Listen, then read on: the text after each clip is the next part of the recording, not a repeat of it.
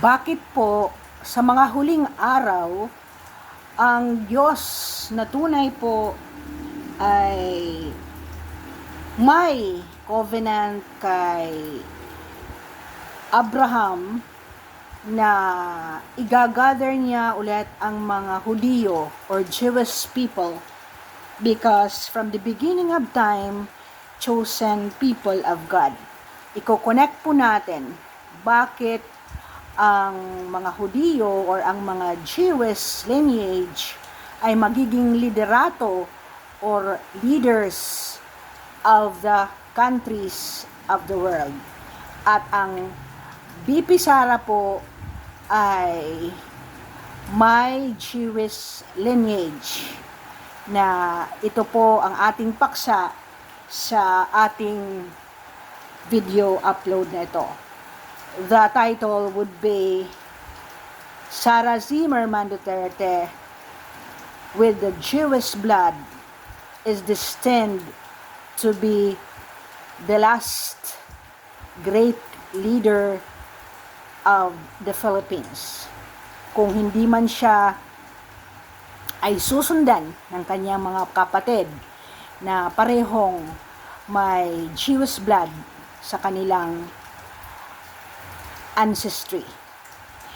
Ang konsepto po of Jews being the chosen people of God is a central tenet of Judaism rooted in biblical texts such as Deuteronomy chapter 7 verse 6 na nagsasabi po, "For you are a people holy to the Lord your God.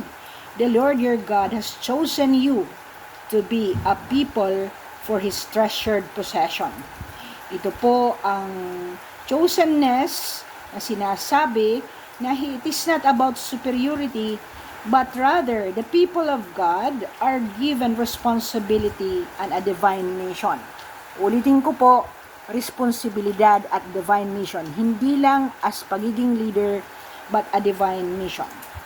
Ang covenant po ni God sa Jewish people believe that they have a unique relationship with God established through covenants with Abraham and the Israelites at Mount Sinai nung ino-offer po ni Abraham ang kaisa-isa niyang anak na sinabi ng tinetest ni God si Abraham kung i-offer niya si Isaac na kaisa-isa niyang anak na ibinigay sa kanila in the latter age nila ni Sara.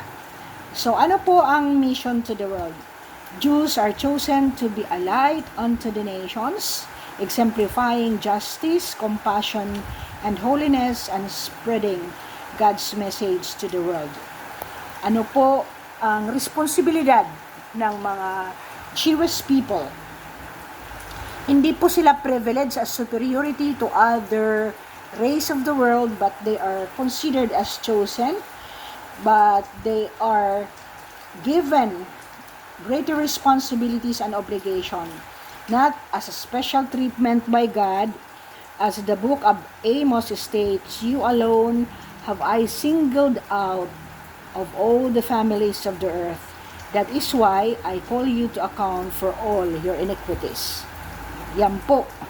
Hindi po natin i-question ang wisdom ni God kung bakit sa lahat ng pamilya ng race ng sangkatauhan, ang mga Hudiyo or Jewish are given this chosenness. Ang interpretation po ng iba ay otherwise, but kung ikaw po ay naniniwala na ang Diyos ay pareho noon, ngayon at sa mga susunod na araw, therefore this promise will be given primary consideration and interpretation, suggesting that the status of God's chosen people is eternal. Hindi po dahil lang sa time ng Old Testament or New Testament.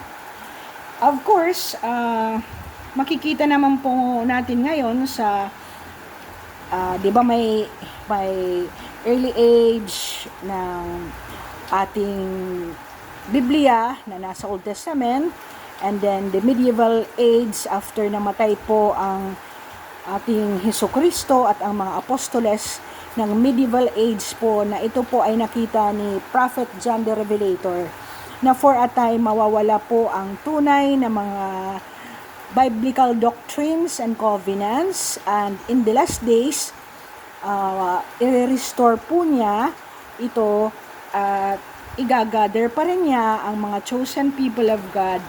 But in these last days, in the battle for the evil ones, ang mga Jewish people po ay itatalaga ng ating Diyos, na sila ay ibabalik ng Diyos to restore the original doctrines of God as provided in the Bible.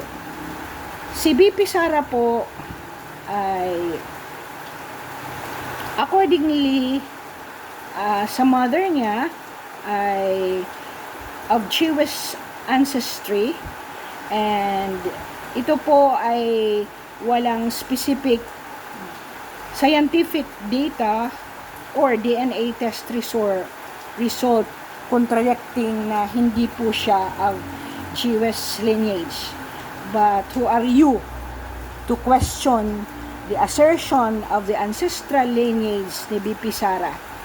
So, any questions or Duterte's Jewish lineage or lack thereof has no DNA test result. So, meantime, ang assertions po ng upload na to, ang video na to, is that I believe whatever the ZIMMERMAN asserts na sila ay actually Jewish, because if you have seen various documentary movies, ako po ay nakapunta mismo po sa German, Poland gas chamber, at naintindihan ko po lalo ang fulfillment ng revelation ni Prophet John na halos ipapatay lahat ang mga Jewish people ng evil one or ni Satan, in order na hindi po ma-fulfill ang pangako ng Diyos na sa last days ay magkakaroon ulit ng congregation of both the Jews and the Gentiles to go back to the original doctrines of God. So, ang nangyayari noon, para hindi po kayo ay, kung Jewish ka at nagkaroon ka ng kakilalang German, some of the Germans would adopt them, and during the time of their migration to other countries of the world after the World War II, sila po ay a-adapt ng ibang apelyido, parang yung mga Chinese dito sa ating bansa. Noong hindi pa masyadong stricto po ang ating migration, any Chinese would adopt a family, at halimbawa ang ay nagpa-adapt na maging Puertoliano dito sa Palo, mga ganon. So, meron ding mga Chua or Chu na nagpapa-adapt na mga Reyes, di ba? So, if and when the ancestors of ZIMMERMAN said that they were actually Jews, then we believe otherwise. But ito po yung akin lang opinion. It might be different from yours or the actual lineage ni VP Sara. But for the meantime, I believe if and when totoo na siya ay of Jewish lineage, sa last days po, ang Diyos po ay irrevocable po ang kanyang covenant with the people. Ang sabi po ng Biblia, Romans chapter 11 verses 28 to 29, God's gifts and call to the Jewish people are irrevocable. Hindi po marerevoke yan. Kahit si Satanas, hindi po pwede. Meaning, His promises to them remain valid and forever. And God is faithful to His words. God is faithful to His promises as seen in His covenant with Abraham and the Israelites. And as witness to the nations, Israel was chosen to be a light to the nations, showcasing God's way of living and His redemption plan to the world. And in the future time, God believes that there will be one future conversion. Some believe that in the end times, there will be a massive conversion of Jews to faith in Jesus Christ, aligning in God's plan for their salvation. Salamat po sa pakikinig at sana nag-enjoy po kayo. And later on, gagawa po ako ng upload bakit po ang VP Sara ay malapit po sa Iglesia ni Cristo. Thank you po for listening and I hope you enjoyed why VP Sara will be the next great leader of the Philippines.